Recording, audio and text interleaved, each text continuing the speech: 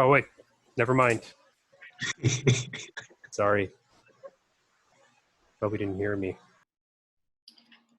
Hi, guys. Hello. Hey, Fad. Hello. Hello, hello. Hi.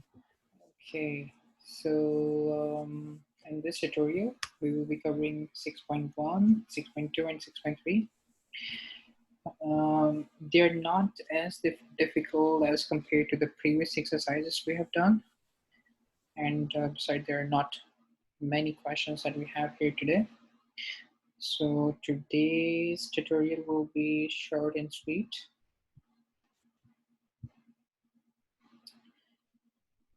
Okay.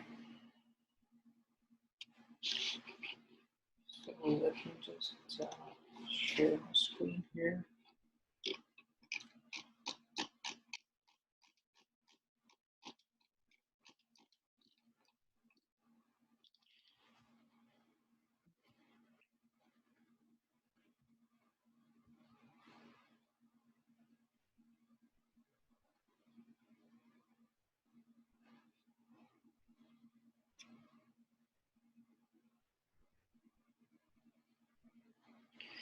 Okay, let me know if you guys got my screen.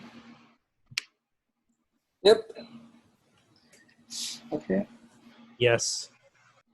Okay. So this is exercise 6.1 and it's on page number 416 of your textbook. And in this exercise, we will taking the first question. So the first question is, there are 18 mathematics major and 325 computer science majors at a college. In how many ways can two representatives be picked so that one is a mathematics major and the other is a computer science major?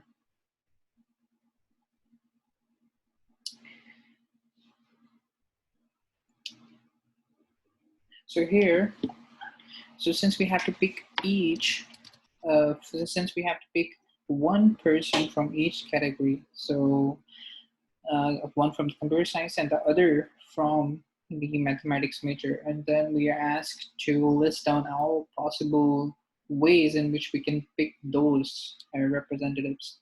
So in theory, so it will be 325, and if I multiply with this with 18, so I will get 508.50, which is the answer to this question. So this is the number of times I can pick up that one student from computer science, another from mathematics major. So in this many ways, I can pick one representative from each different major. So this is part A. So part B say, in how many ways can one representative be picked who is either a mathematics major or a computer science major? So here we are asked that we have to pick one representative who is either a computer science major or who is either a mathematics major. So there we don't have, here we don't have to pick we don't have to pick two representatives, but instead we have to pick only one, unlike the first part A. So here, so I know that there are 325 from CS majors students, and then there are 18 maths major. So I have to only pick up one representative. So there can be 325 plus 18 equals to 343 ways in which I can pick up one rep. Miss, why did you add? From different major. Someone has a question? Why did you add 325 and 15?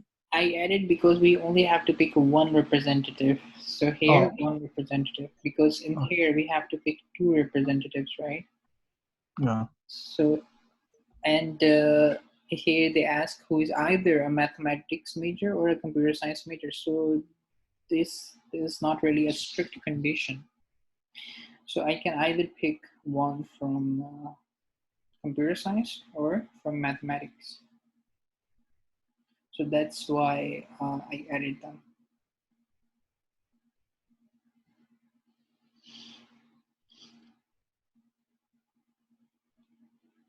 Any questions here?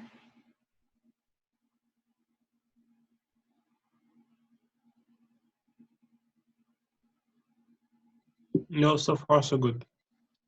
Okay, that's good. Let's move on to a next question.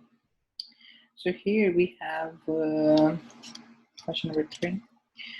So here we have a multiple choice test which contains 10 questions.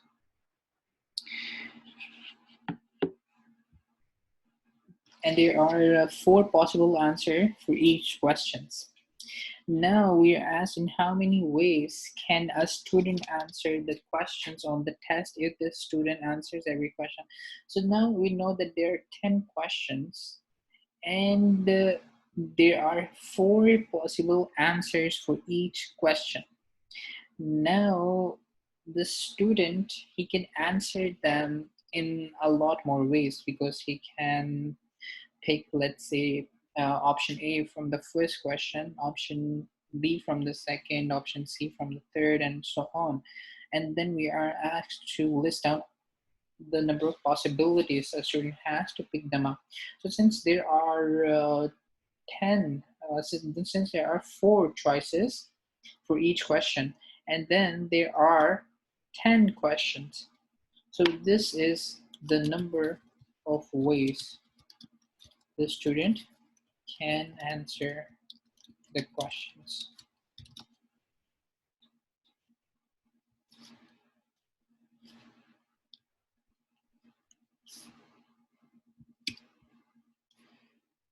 Okay, because we have over here 4 questions, 4 choices per question.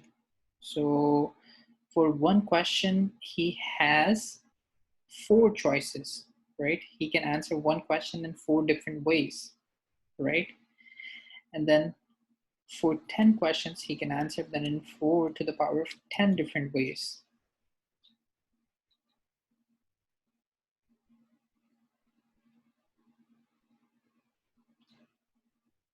Okay, so the next part is, in how many ways can a student answer the questions on the test if the student can leave answers blank? Now here, so he can also leave the answers blank now. So now this is the 5th possibility, right? So since there are 4 possible answers, but the 5th possibility is also that he can leave the answer blank to some of the multiple choice question. So now, because we have another possibility, so we have 5 to the power of 10 questions. So this is the number of ways if the student leaves an empty answer. So this is the number of ways a student can answer those questions.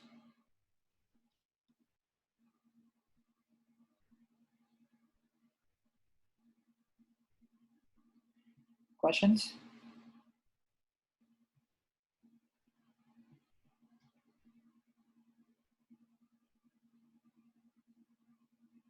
Sorry, why is it 5 to the power of 10? Okay, so it's 5 to the power of 10 because a student before, so you understood this 4 to the power of 10, right? Because we have 4 possible answers. But here, we are not considering the option that the student can also leave the answer blank to some question.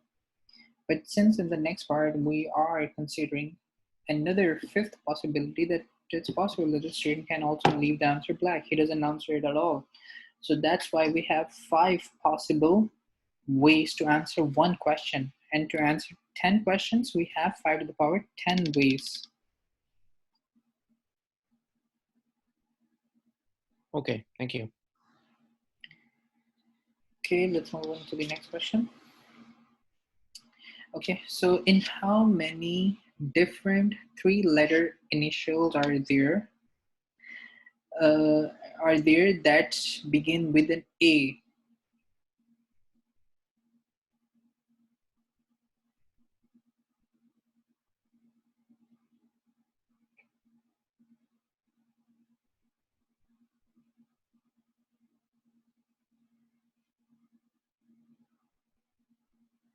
Okay. So now, Is it going to be 25 to the power 3? I'm sorry? 25 to the power of 3? No, to the power of 2. So here we have to construct a 3-letter initials, okay? So let's say I represent them with XXX, right? Now here we know that the first letter is already A, right? Now this X, I have how many possibilities for this X? I have Oh, 26. Oh, 6 possibilities to construct this X. And then I have 26 for this as well, right? So I will yes. multiply this, right? And then so I can answer them in 676 ways with the first letter A.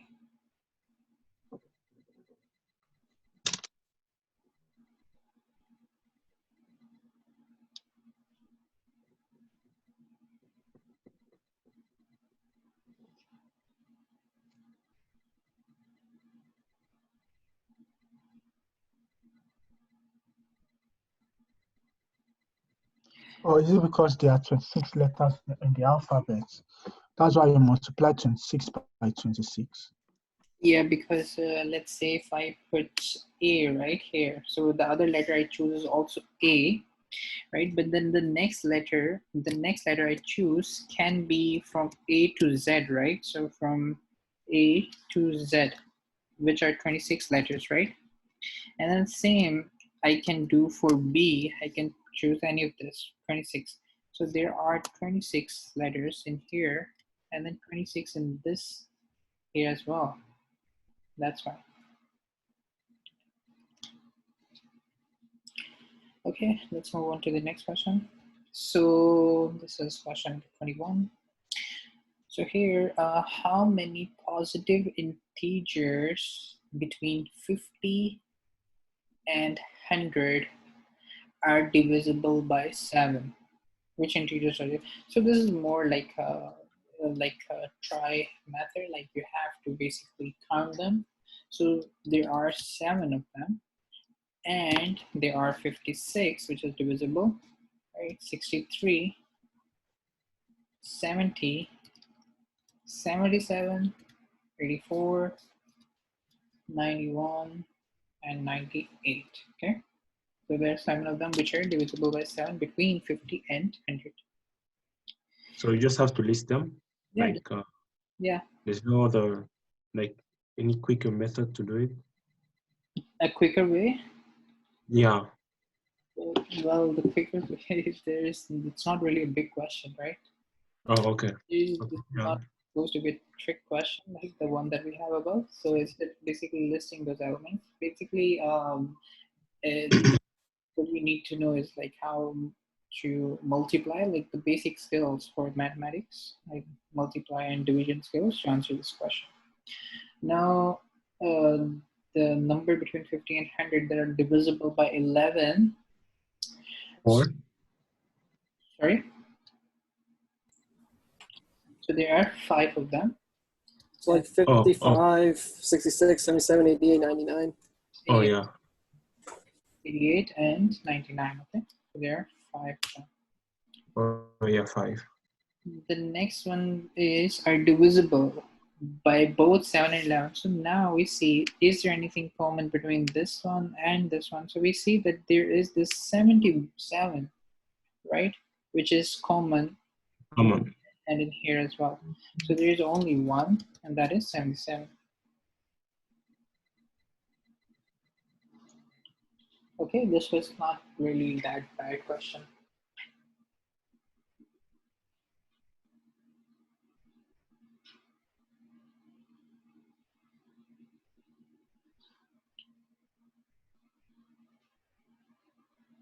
Okay.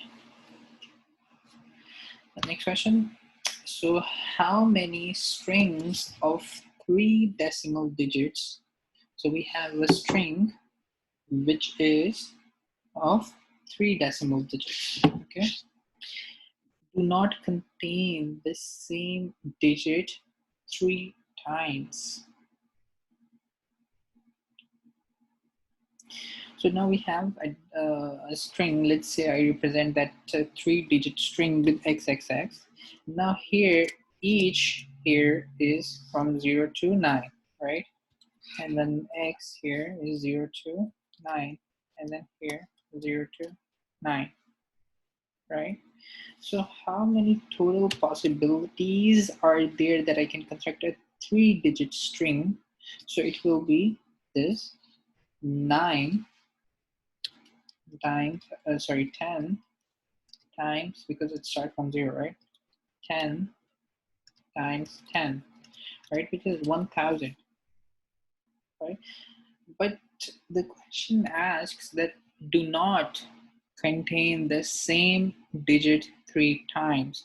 Now, what is the possibility that we can construct a string which has 3 digits? So for example, 000 is 1, 111, 222, so on, and 999 is the last. So there are total of 10 of them which I can construct on 3 digit. So if I subtract 1000 from this 10, so I will get 990.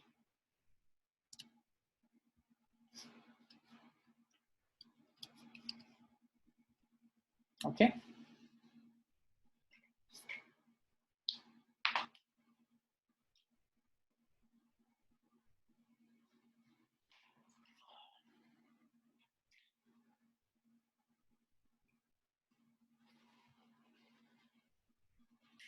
Okay, so next question. Question number B.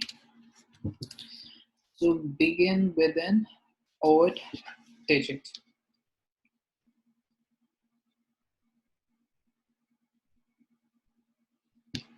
So now we know that total possibility is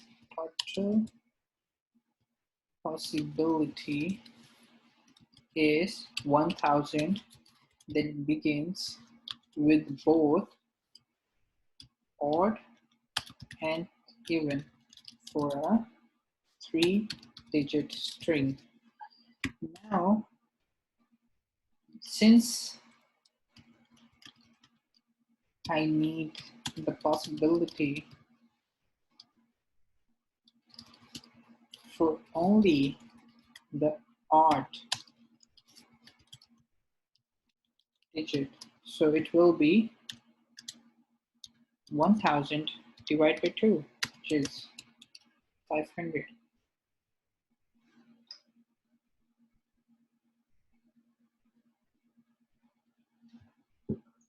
Why are we dividing by 2? Sorry? Why are you dividing by 2?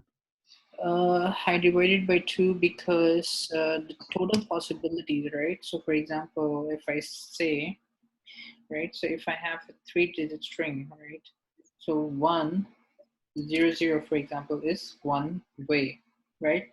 This is odd, right? Yeah. I can say 2 that starts with an odd, I mean here, okay? 1 starts with odd. Now 200 now starts with even, right? Likewise, there are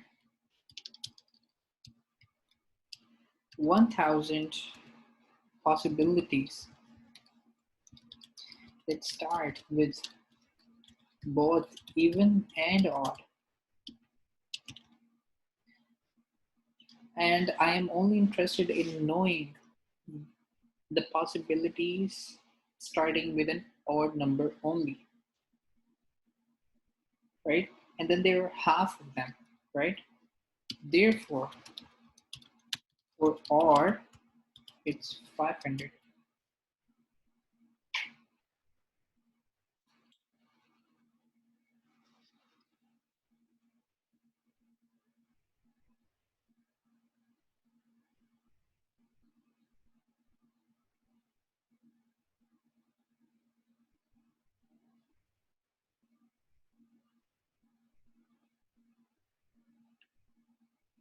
Okay. Let's move on to the next exercise. It's exercise 6.2, which is on page number 426 of your textbook. Let's take the first question. Now we have to show that, in any set of 6 classes, each meeting regularly once a week on a particular day of the week, there must be 2 that meet on the same day, assuming that no classes are held on weekends. Okay, so now because we know that there are 6 classes, right?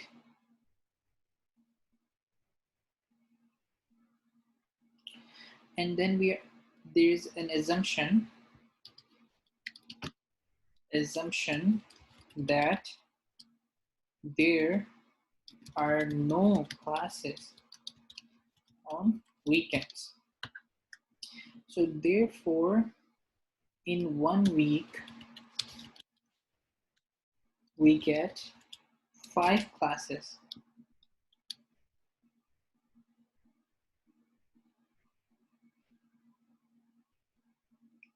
Okay, so now here,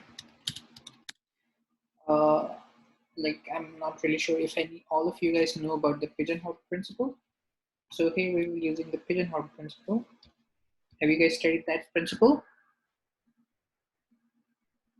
Yeah, you did taught it though. Yeah. Okay, that's good. So in the so we will be using here the pigeonhole principle to show that at least 2 classes must be held on the same day.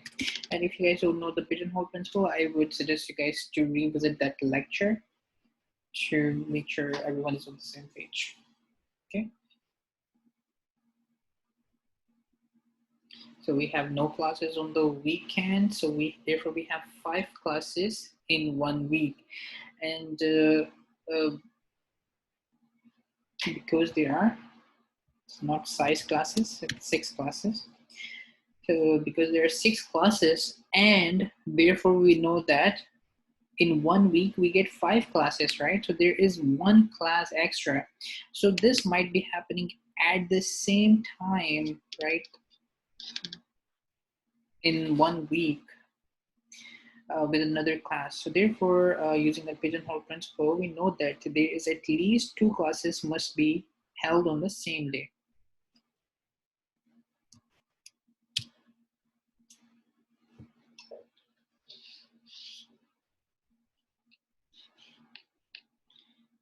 Any questions?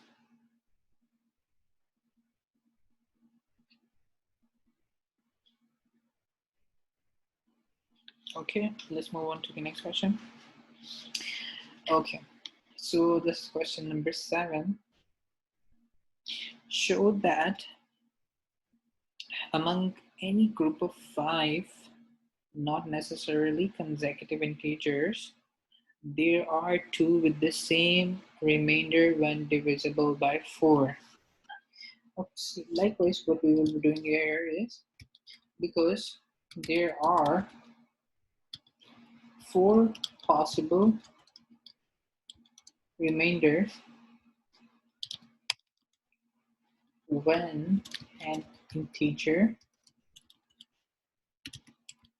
is divided by 4, right?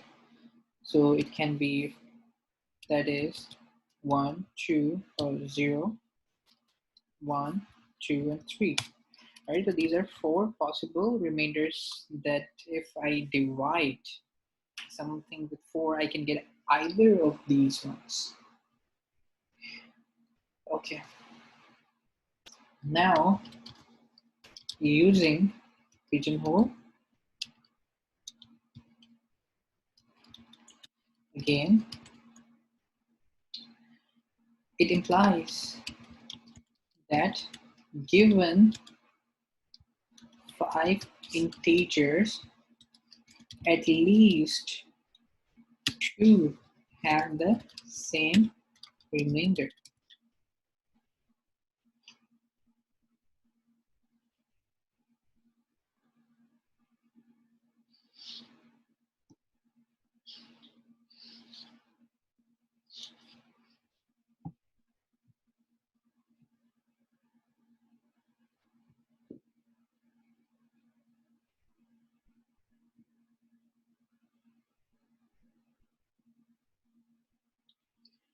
Okay, moving on to the next question. Excuse me. So the possibilities of remainders that we have are only 4, right? Yeah. Oh, okay. Understand now. Okay. Now, moving on to the next question here. So this is the question number 9. Excuse me, about the previous question. What if we pick 5 integers, but that have the same remainder? I'm sorry.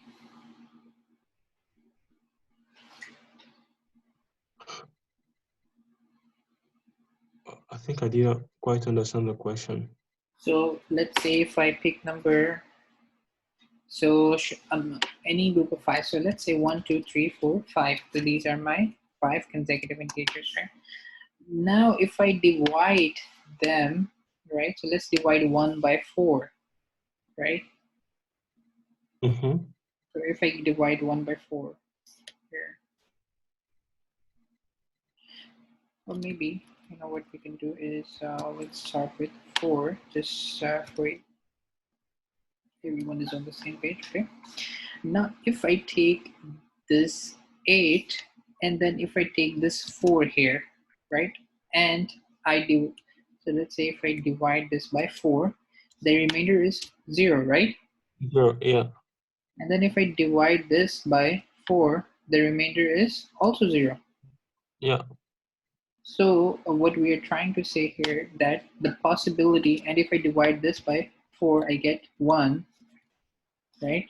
If I divide If only 2 and 3. Oh, okay, now I understand the question. Okay. Okay. Yes. So any other questions? 6/4. Why is it that if you divide 6 by 4, you get 2 remainders? I'm sorry?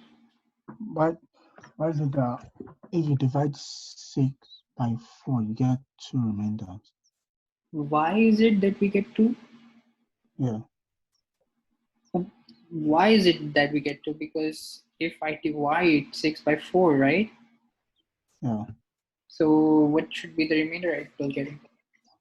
Oh, it should be 2 because, is it because it only goes once, and if it goes once, the number remaining will be 2. Exactly. Oh, okay. Okay, next question.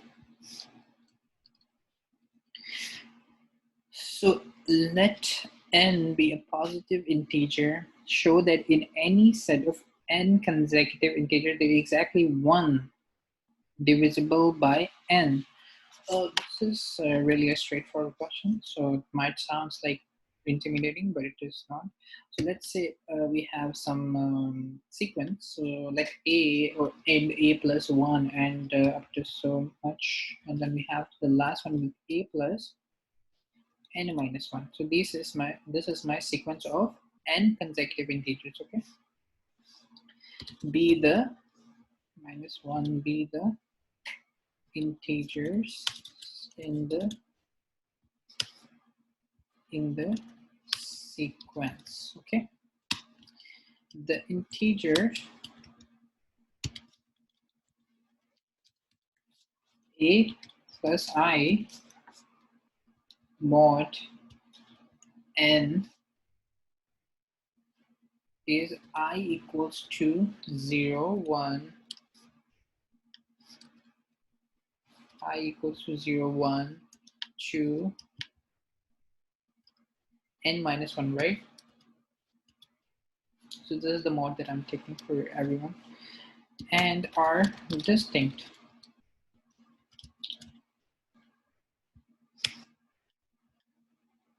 Now, because 0 here is less than a plus j minus a plus k, which is less than n, whenever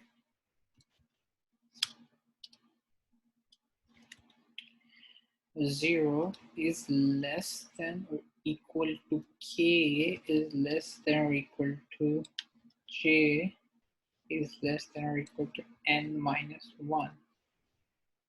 Okay, because there are n possible values for a plus I mod n, and there are n different integers in the set.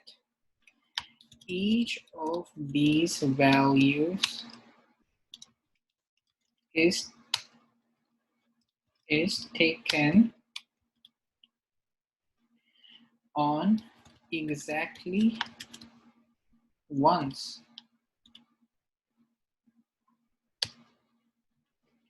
Okay, it follows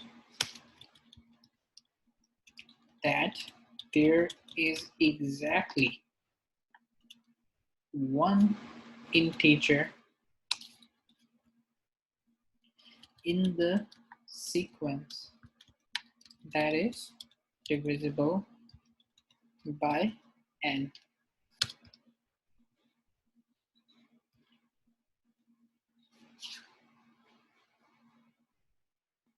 But why did you go up to n minus 1 and not n? Because we are starting with 0, right? Okay. Therefore, if we start from 1, then the last number will be n, right? But since we're starting from 0, right? Because it's a mod. Oh, okay. In the okay. Now, okay, I see it now.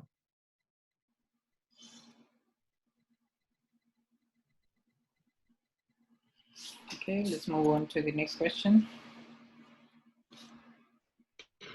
So like in the mod, for example, if there were two integers that would be divisible by n, so both of them would be mod 0, right? So if there are two integers, Yeah. both numbers Yes. divisible by this. If I have some number x, right? If I have some number x, right? Mm-hmm. Some number y, right? Yes. Okay, so if y is a multiple of x, right? Y is a multiple of x, then the mod of x, the mode of x divided by y would be 0. Okay. Oh, okay. Okay. Thanks. All right. So let's move on to next question. So here in this question, this is the question number 15. Here we have show that if 5 integers are selected from the first 8 positive integers, there must be a pair of these integers with a sum equal to 9. Okay. So now group the first 8 positive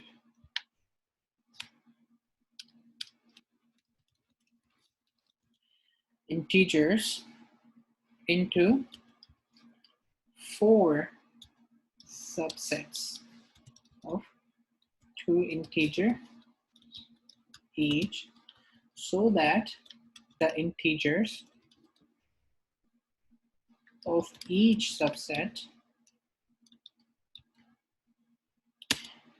add up to 9.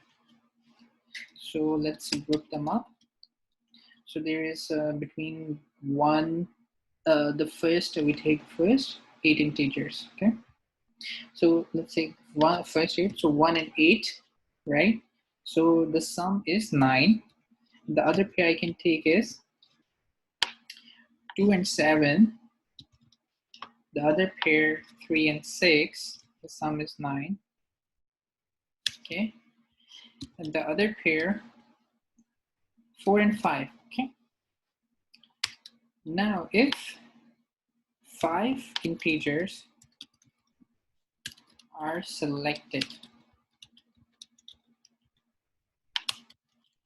from the first 8 positive integers, then by the pigeonhole principle,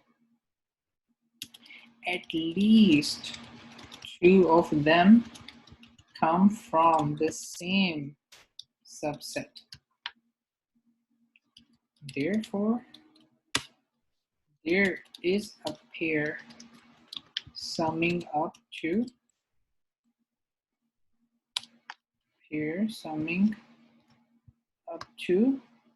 9.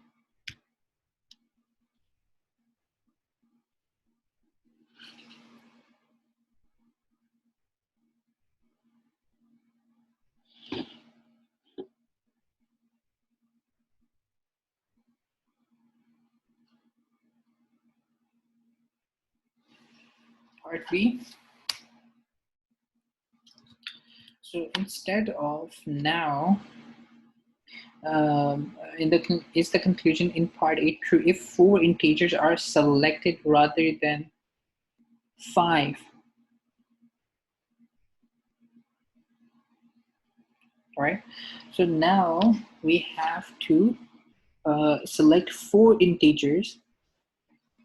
Select 4 integers instead of 5 from the first 8 consecutive, first 8 positive integers summing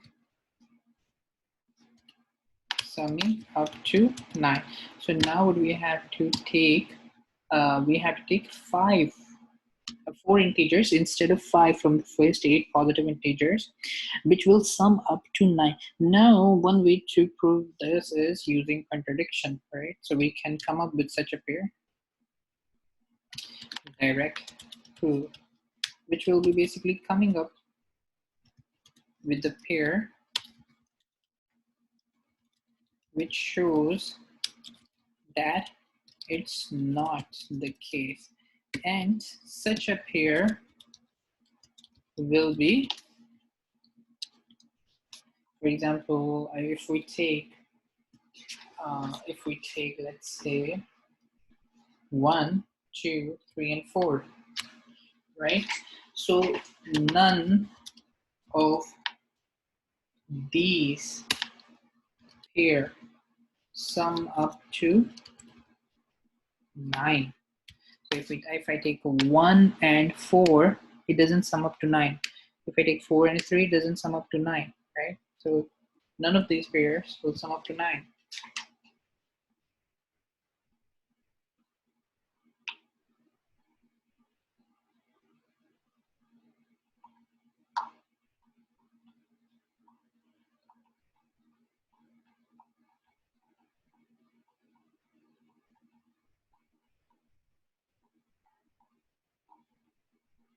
Questions?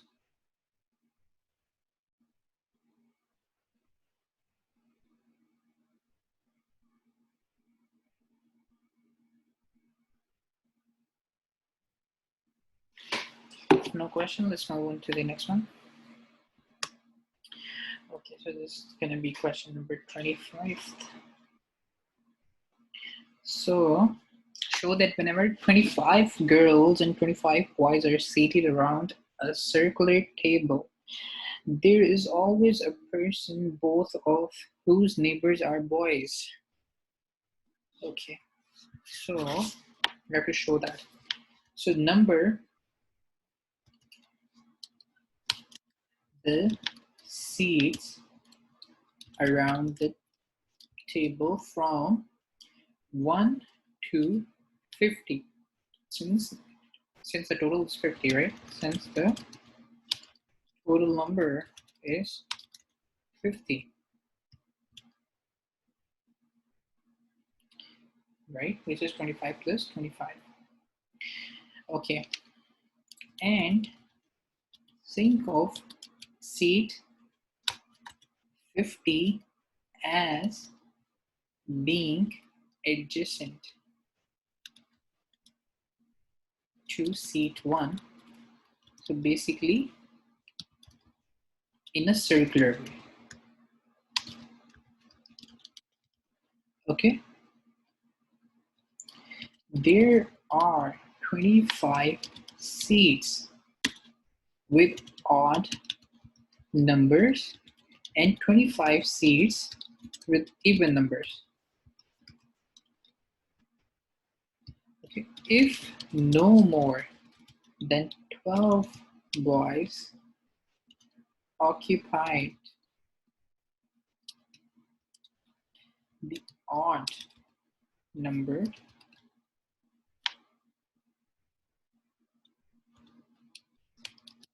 seats, then at least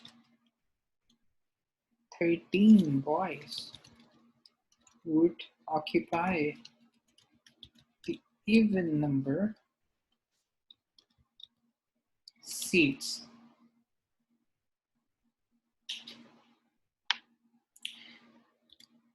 And vice versa. Okay, without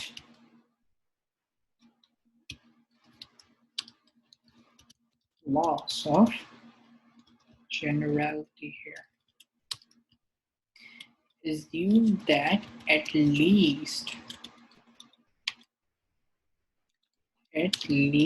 13 boys would occupy the 25 odd numbered seats. Then at least 2 of those boys must be in consecutive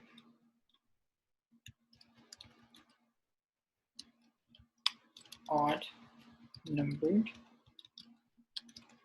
seats, and the person sitting between them will have boys as both of his or her neighbors.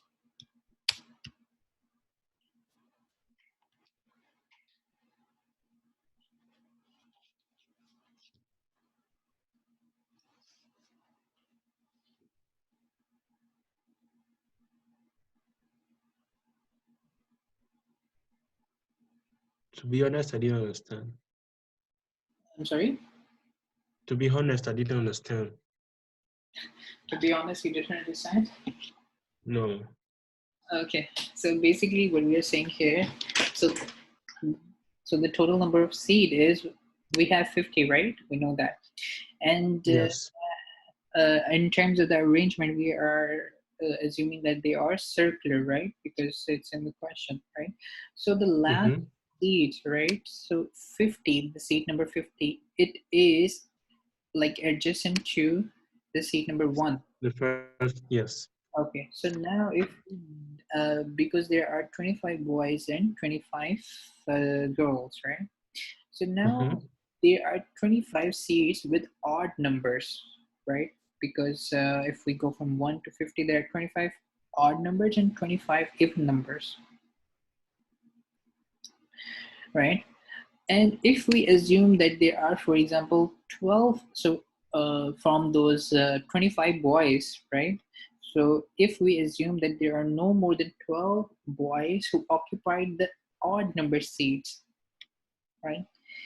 And then there will be 13 boys left, which must have occupied the even number seats. Okay.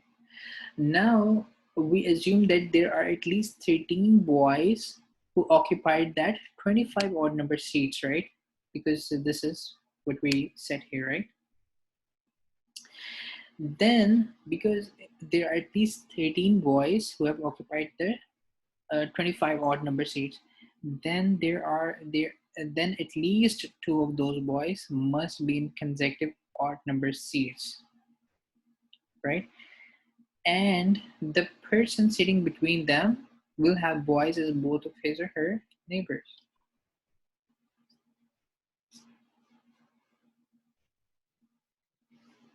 Oh, I think I kind of get it now.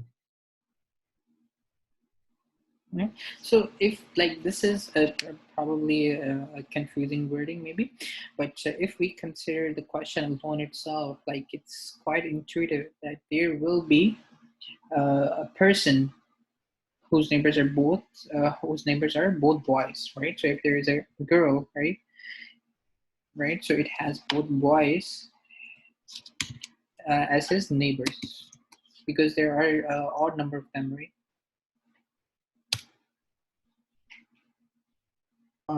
Miss. That means if the boys are sitting in odd consecutive seats and the girl and they're also sitting on even consecutive seats, won't that mean that some of the boys they'll be sitting beside each other? Some of the boys are sitting beside each other. Yeah, but won't that mean that, let's say a boy is sitting at seat 1 and seat 3, then another boy will sit at seat 2. I'm sorry, say that again. So since you said that some of the boys will be sitting at odd number seats and some of them will be sitting at even number seats, now that means that a boy will sit at seat 1 and seat 3, then another boy will sit at seat 2. 62? No, at chair 2. A boy will sit at chair 1 and chair 3, then another boy will sit at chair 2. Since that boy at chair 2 has a neighbor that's sitting at chair 1 and chair 3, doesn't that prove this question? Can you solve it like that? Basically, yeah. So that is another way, but just like to make it more wordy and just for everyone to understand, it's put it this way.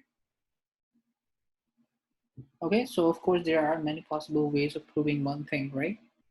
So as long as the proof makes sense, right, and it's not like very it has to be a little detailed, so for the other person to understand it.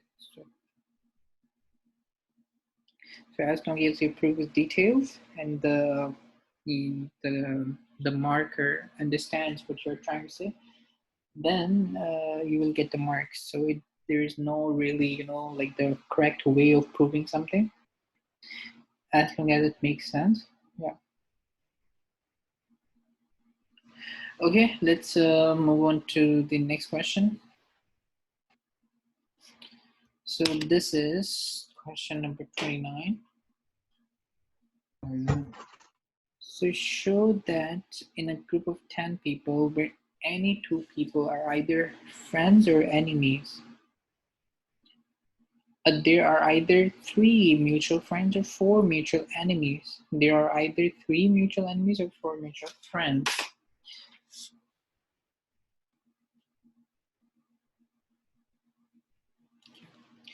So if we apply the symmetry principle, by symmetry we need to only the first statement. Let A be one of the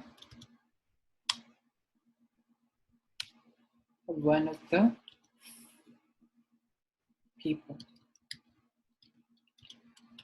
Either A has at least 4 friends or A has at least 6 enemies among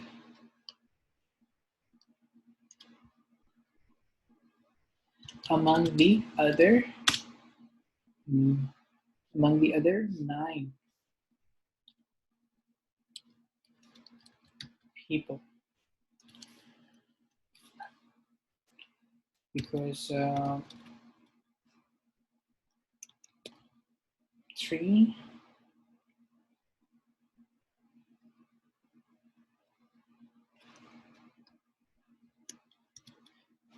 okay. Now suppose in the first case that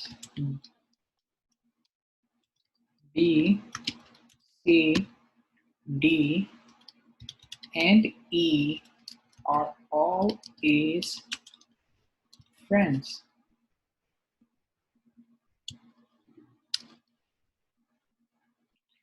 Okay.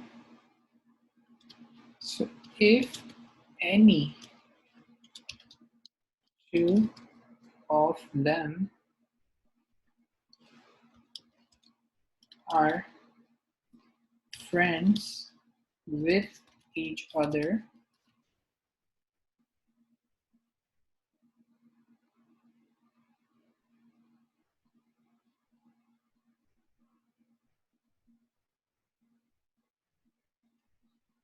then we have already found 3 mutual friends.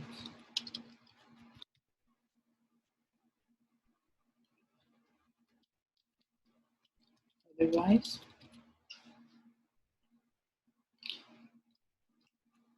B, C, D, E is a set of 4 mutual enemies. In the second case,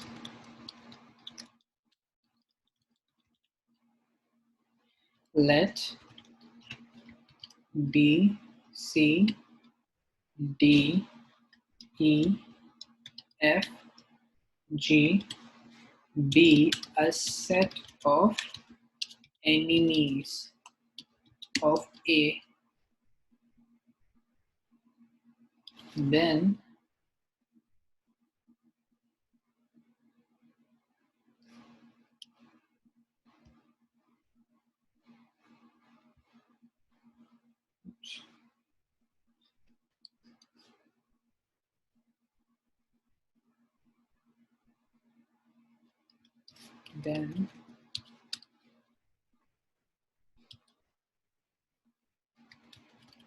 there are either 3 mutual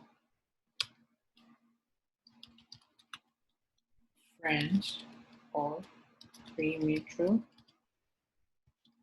enemies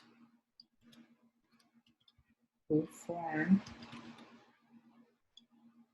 with A a set of 4 mutual enemies.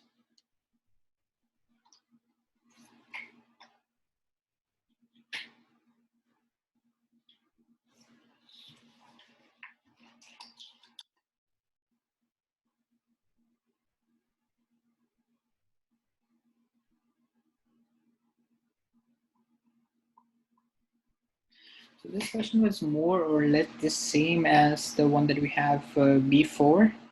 So basically we have 10 people, right? And then we are asked to show that there are either 3 mutual friends or 4 mutual enemies. And then there are either 3 mutual enemies or 4 mutual friends. So here, if we apply the symmetry rule, we don't have to prove the other side. Right, so what we're assuming here is, so we have the 2 cases. So the first case is that these 3, B, C, D, and E, they are all A's friends. Then the rest of them, then if any 2 of these friends, any 2 of these are friends with each other, then we have already found 3 mutual friends, right? So this is, if we have these 4 friends here as well, then we have already found 3 mutual friends. Otherwise, if we know that if they are not friends with each other, then these are the 4 mutual enemies, right? And then there's another case where we have these 6, which will be the, because here we are saying that let A be one of the, either A has at least 4 friends or A has at least 6 enemies. So this is the 6 enemies that A has, okay? Then there are either 3 mutual friends or 3 mutual enemies who form with a set of 4 mutual enemies. Okay, because A will be the other enemy, that's why it's 4.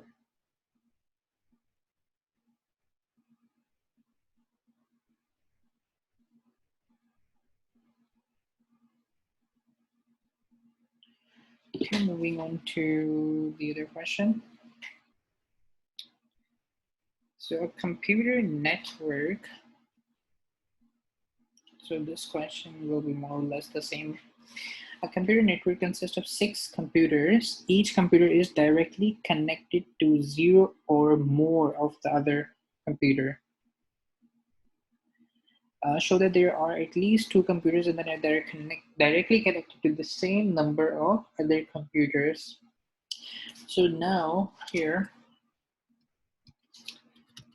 because there are 6 computers.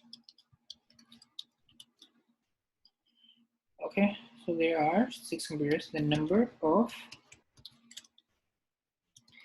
other computers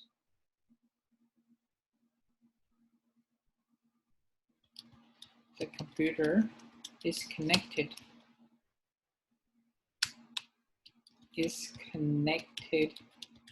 to is an integer between 0 and 5 inclusive. However,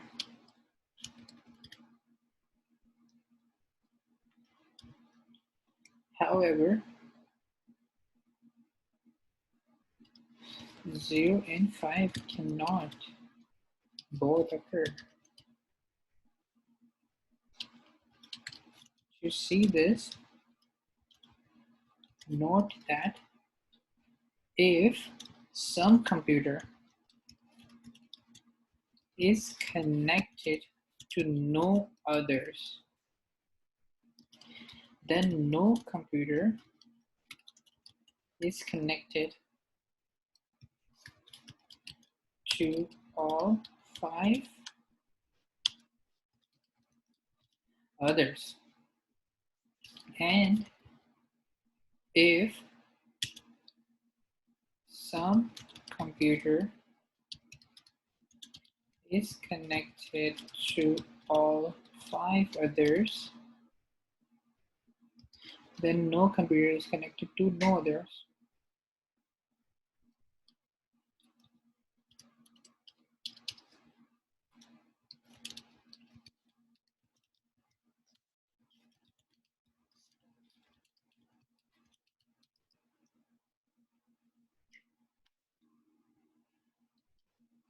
and by the pigeonhole principle, because there are at most five possibilities for the number of computers a computer is connected to.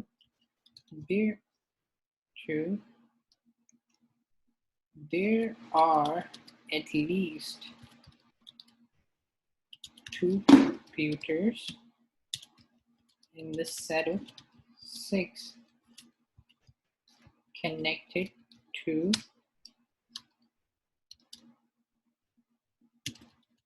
the same number of others.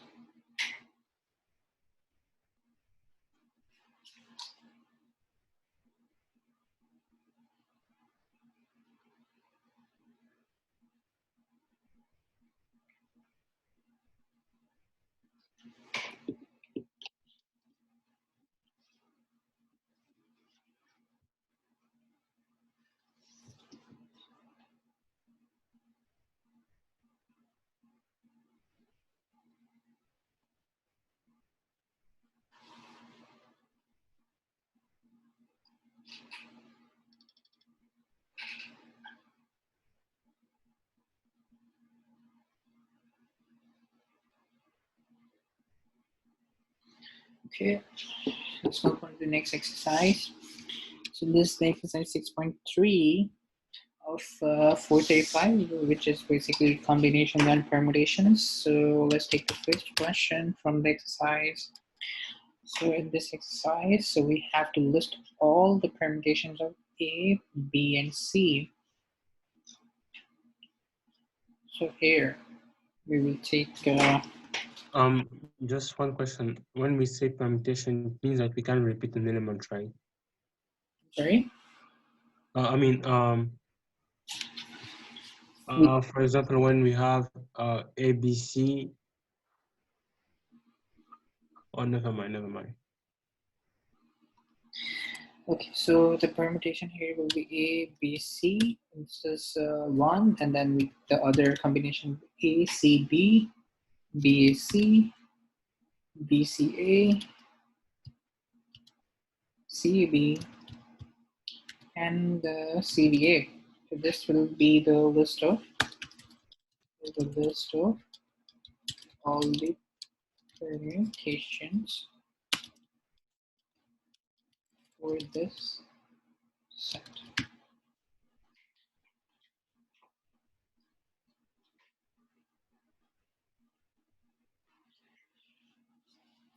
Okay, next question. Any question from here? Okay, no question. Let's move on to the next part. So here we have to basically find the values of each of these quantities. So here, this is a function which is basically find the permutation. So 6 and 3. Here, what we do here is basically, in order to find the permutation for 6 to 3, what we do here is, so we take the first letter, which is C, we find its factorial, and then we divide it with 3 factorial. 3 factorial. So if I take 6 factorial, so it's just 6, 5, 4, 3, 2, 1, right? So which is 6, 5, 4, 3, 2, and 1, which is 720. And then if I take 3 factorial, which is 3 multiplied 2 multiplied 1, which is 6, right? And then I divide the 6 factorial with the 3 factorial, which is 720 divided by 6, which is 120. Okay, so this is the permutation from 6 to 3.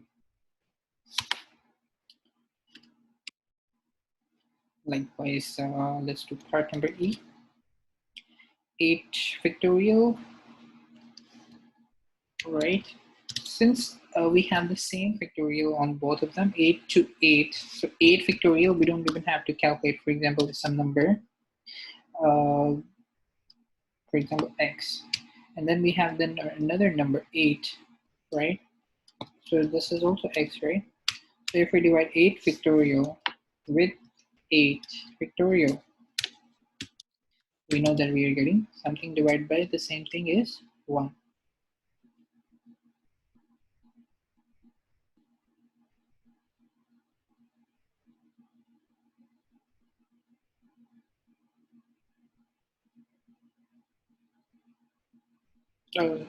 Sorry, this will be 8, not 5.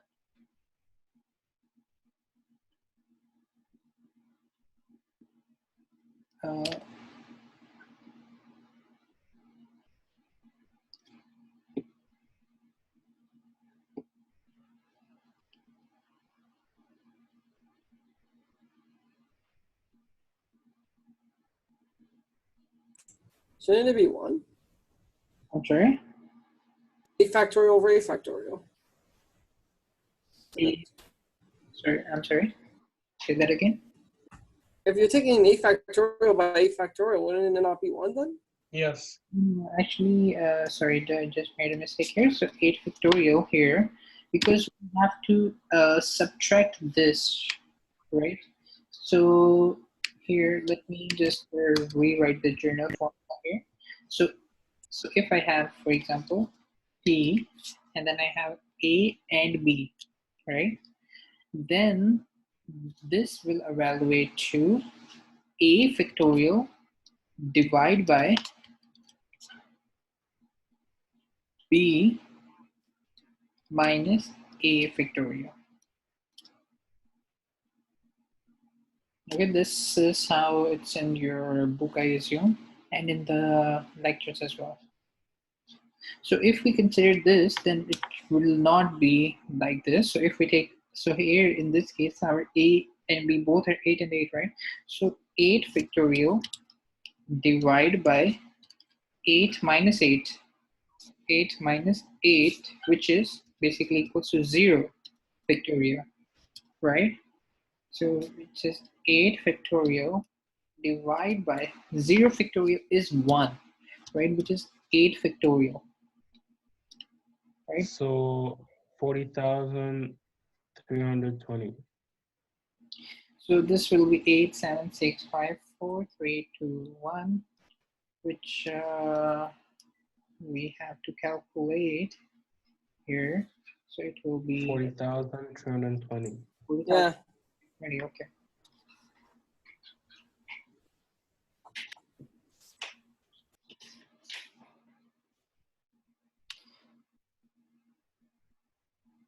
Okay, let's do maybe another F part here. So we have this T, 10 and 9.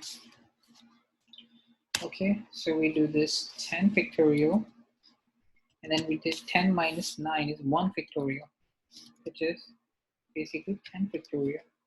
And then the 10 factorial is 10.9.8765432 which is equal to something. Okay.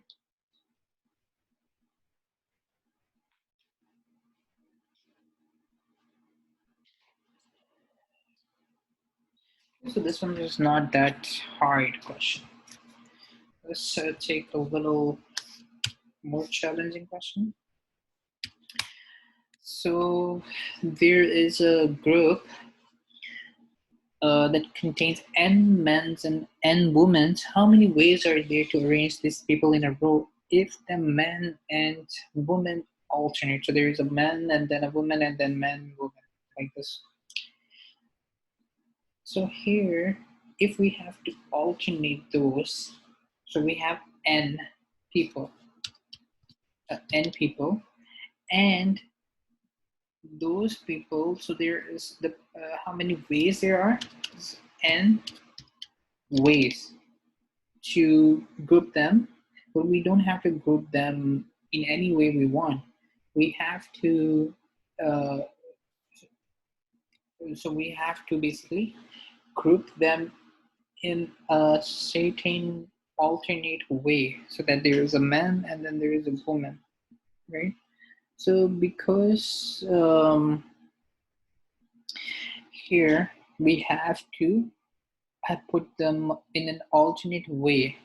So there are 2n factorial to the power of 2 ways.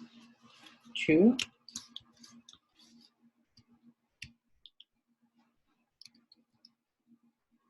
range men and women in an alternate way.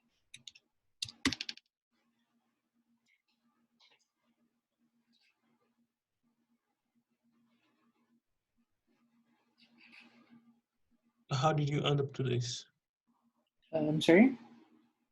Like, how do you end up to this formula? How do I what? How did you get the formula, like 2 n factorial to the power of 2? So here, Like, what's the logic? so here, basically we have a group which contains n men's and n women's, right? So if we consider that, so here basically what we will be doing is we will be applying the principle of permutation, right? So we are asked how many ways are there to arrange these people in a row if the men and women alternate. So it doesn't have to be in any way, right? It has to be in a certain way, which is basically an alternate way, right? So what if I put one man and then there is the next person who has to be a woman, right? And Yes. and since because this here 2 to the n factorial 2 is basically the number of ways to arrange them in the alternate way. Wouldn't it be only 2n factorial? Like, why is it squared? Because like I understand that once we pick for example, once we pick a man, like there will be only n minus 1 men remaining that we can pick from.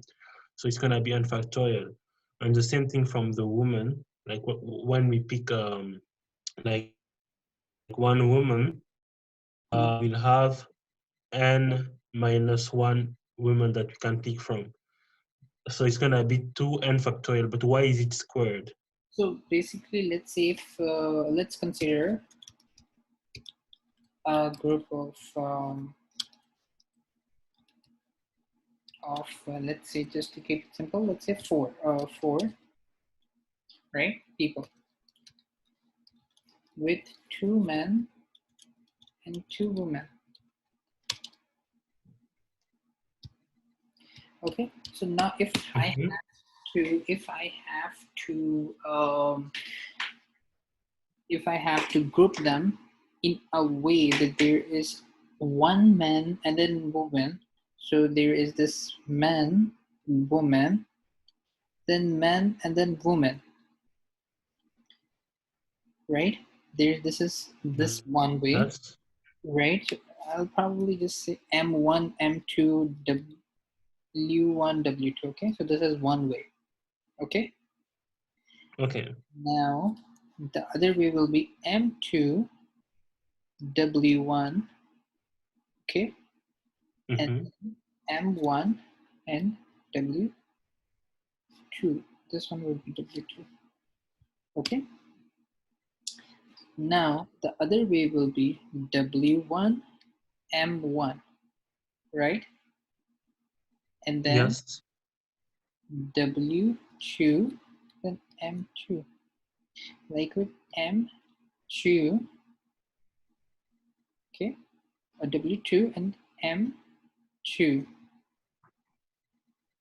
W1 and M1. Mm-hmm. Okay, so here we have 4 people, right? So these ones are for M1, W1, M2, and W2, which 2 of them are men and 2 of them are women. So here we have this one way here, right? So if we consider both the men's, right? This is consider both the women's, and then so here let me just alternate here as well. So M1, right? We have here W2, M2, W1 here. So where the same person is there, but we are keeping the men position same, but we are changing the, Mm-hmm. and then we are doing the same M2 and W2, M1 and W1. So we're keeping the men same, but we are alternating the women's, right? That's the square coming from. Okay. And then likewise, we keep the woman position same. We alternate men's.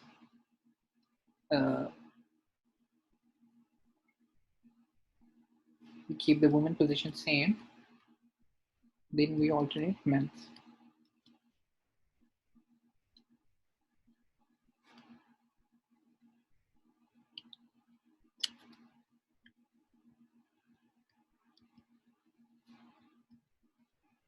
Okay, so we see that the pattern, right? So this is basically where the square is coming from, and then this number 2 is basically we have that many like see, so this is Permutation. one pair for men, another for men as well, one for women, another for women as well. So this 2 men and 2 women, this is the 2 coming from. And if we apply this formula to this question here, so we have 2, n is basically 2 here, right? So n2, so 2 factorial to the power of 2, right? Which is 2 into 2 to the power 2 into 2 to the power of 2, 2, which is 8. 2, 4, which is equal to 8. And this is the way and the reason. Okay, makes sense. Thank you.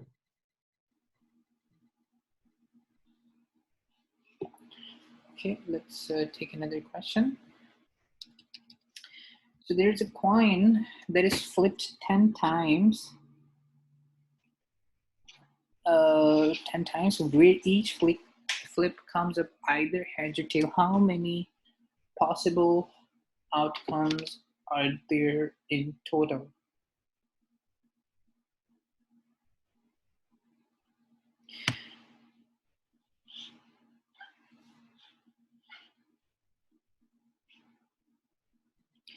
So 1024. So if I flip the coin, right, the number of, for the first time, so if I flip the coin, flip coin once, possibilities is equals to 2, right? Possibilities, Yes. right? Because it's either land on one head or tails. Okay. If I flip it, flipping coin 2 times, then the possibilities will be 2 to the square, right? There will be 4 possibilities. So if I flip coins 10 times,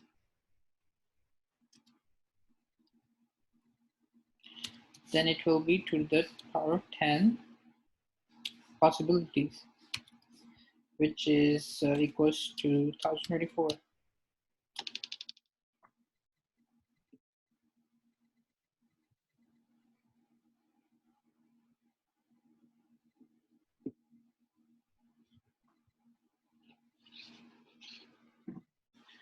questions?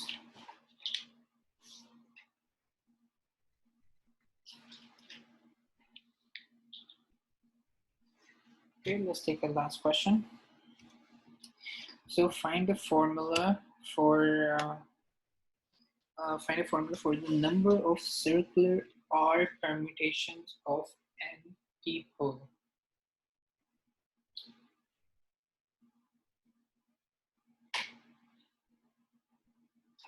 So this basically is the formula. It's basically just the same as in your textbook, so nothing rocket science here.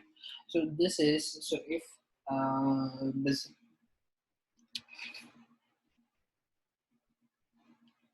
so this is the n factorial with n people, and then this is the formula in your book, so I'm not really doing any magic here. So R times n minus R factorial, this is just brought to your attention, this formula, so you probably might need this formula. Okay, so this is the formula for the number of circular R permutations of n people. Okay.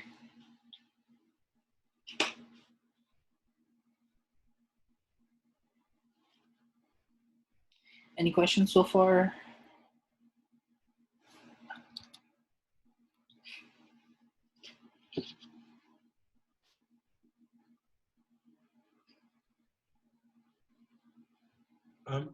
Isn't the permutation only over n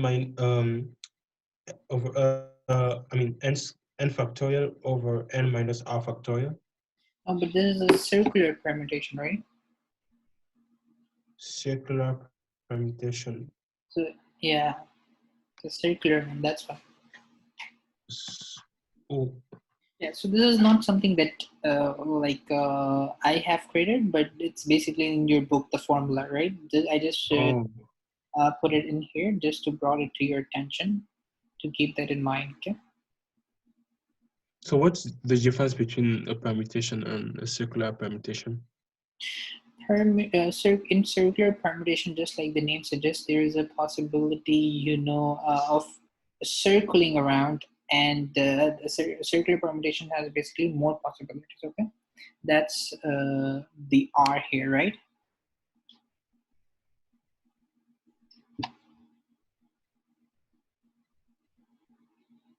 So it's just like the formula is like this, right? Yeah, it's basically in your book, right? Okay. It's just a formula. Okay, so if there is no more questions, then that'll be it for this tutorial. I hope to see you guys in the next tutorial, and yep. Okay, all right, guys. See you in the next tutorial. All right, man. See ya. Okay, bye, guys. Bye. Bye. Bye. Bye. All right.